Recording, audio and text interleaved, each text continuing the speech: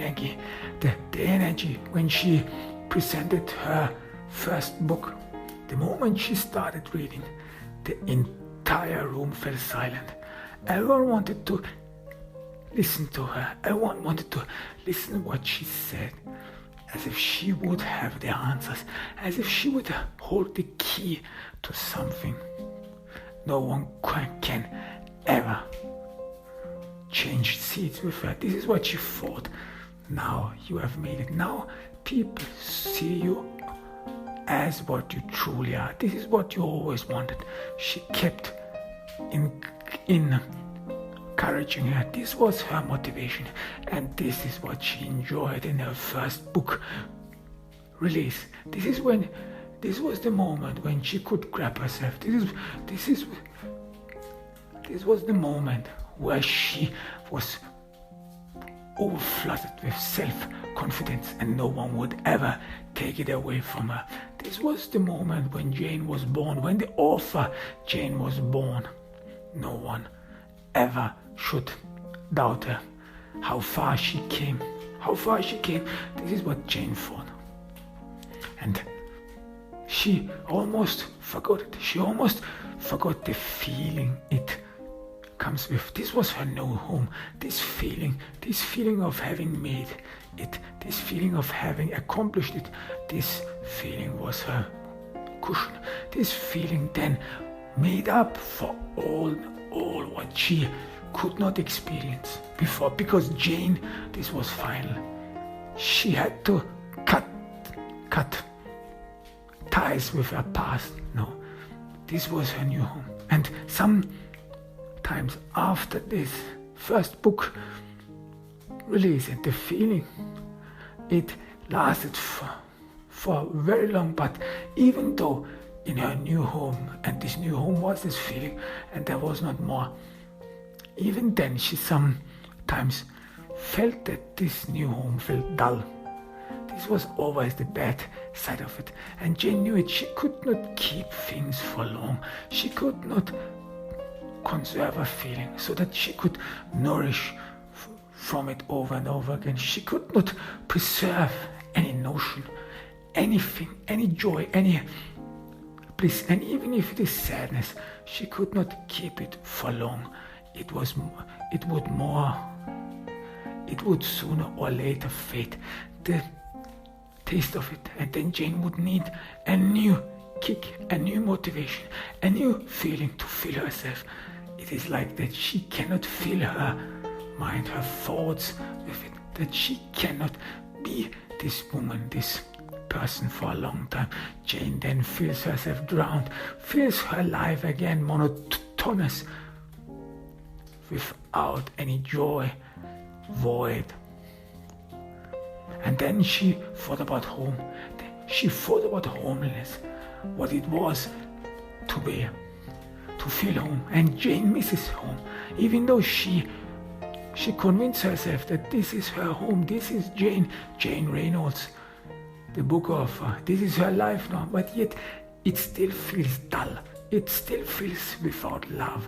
It still feels as if it would not be her home. It still feels distance.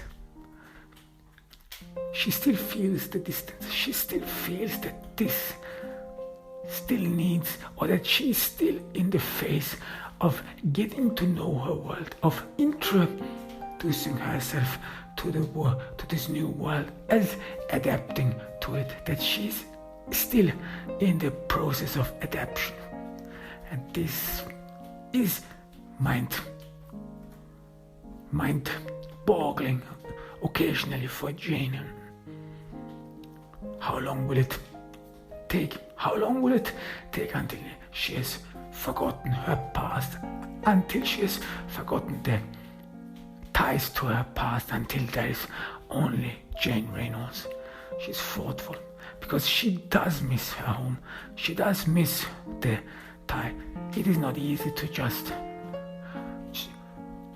cut one's ties. In the beginning, Jane was thrilled.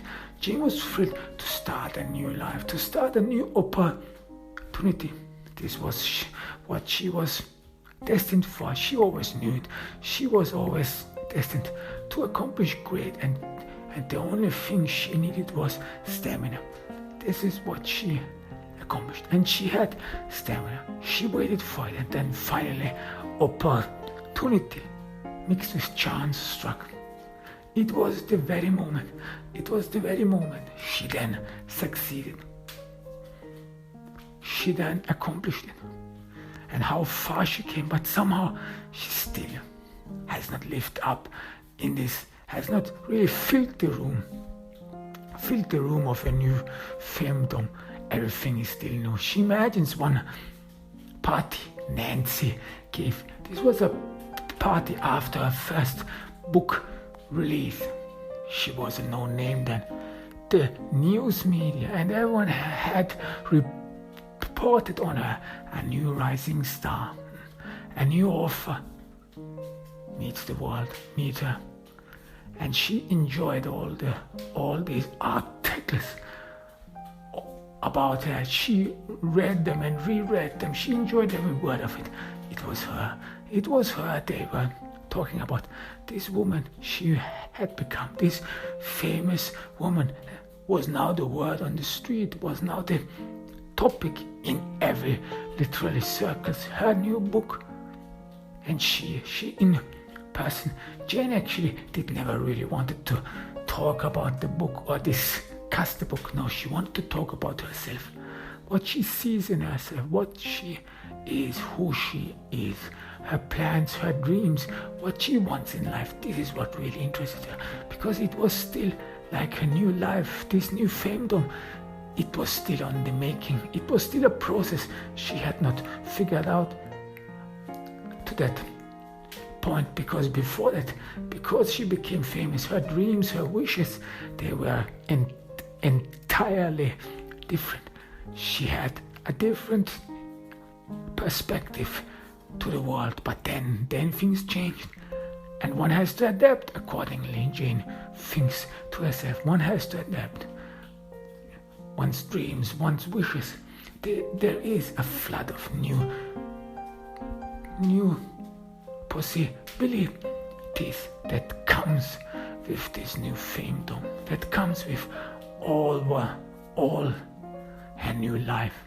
But yet, and she was still in the process of finding out when she met all those people whom Nancy said would eventually help her to become famous, to become a new well-known author. And these new people in Jane's life, they were all roaming around in her new home.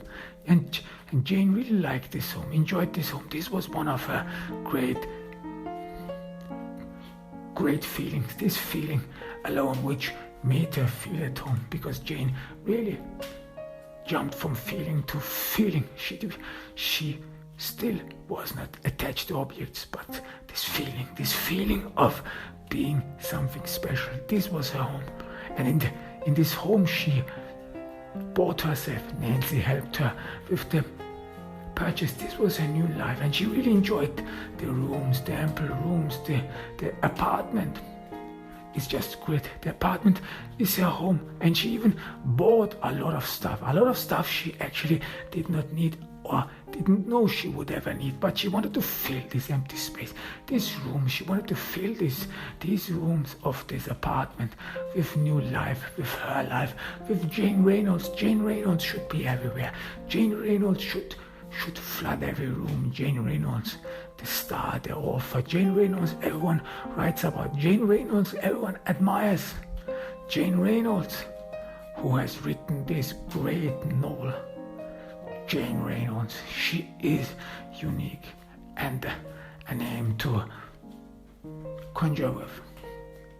And while she all decorated her new room, her new life, she kept imagining over and over again people's imagination of her, people reading the articles of her, people recognizing on the street, and she enjoyed it. She enjoyed every bit of it. This was her new life, and it was great. Being famous, it was great. But then the party started. This was a new home, and she liked to invite people in her new home. the home she filled with. But more and more she grew hostile towards her new visitors. Why? Because they were wandering and trampling around in her home, in her new home, in her new life. They were acting like they would own everything. They were acting like they would occupy and conquer this new life of hers. And then she felt threatened. She felt threatened that these people around her, that these people who transgress in her life, that they are up for something, that they might be thwarting, might be demeaning Jane Reynolds, that they in the end would be a problem, would be a problem for her, that they would stand in her way, in her way to feel this elation, to feel this bliss. She did not like them at all, using her stuff, using her glasses, using her pots, using her mugs, even though she had not special connection to all these interiors she bought recently for her apartment. But yet she really enjoyed it. She enjoyed it decorating her apartment. She enjoyed it buying all the furniture. This was Jane. This was Jane who furnished her apartment. This was Jane who made a cut with the past and who started a life new. This was Jane who started out in her new life. And there in this new life, it did not fit that others would transgress in your life, that others are there, that others could be mistaken for Jane Reynolds. And this was severe. This was heavy. Jane, for the first time, felt alienated.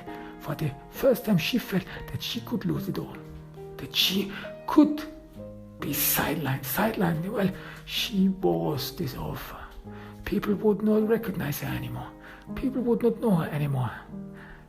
And how easy would it be if someone would just come along, walk in her life and say, well, I'm Jane Reynolds and not this person. And she felt fear.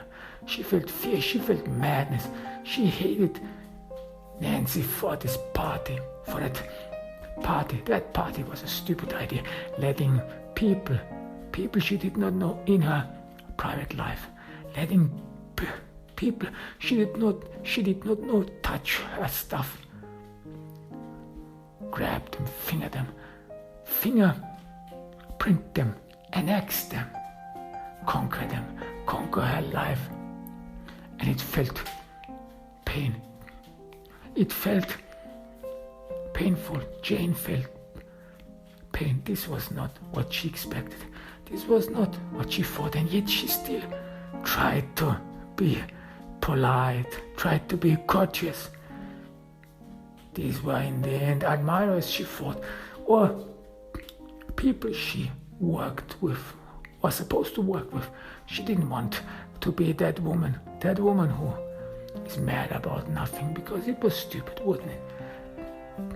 Jane, very soon in her life, in her youth, understand that people, they do not understand.